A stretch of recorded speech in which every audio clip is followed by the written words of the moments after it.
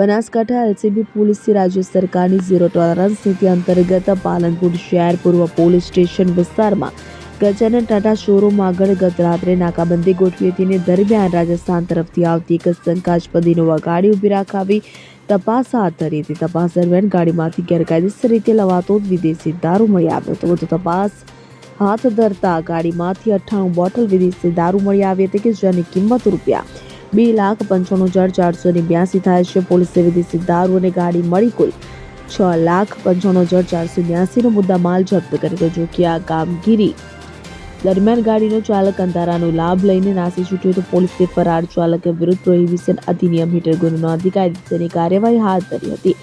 કામગીરીમાં LCB PI DM Rathod, LCB PSI RB Jadeja, JS Gadhvi, head constable Dilipsinh Daljiji, Alpeshkumar Jivanji, Kanaksinh Rajendrasinh અને નિશાંત નાનચંદભાઈ જોડાયા હતા.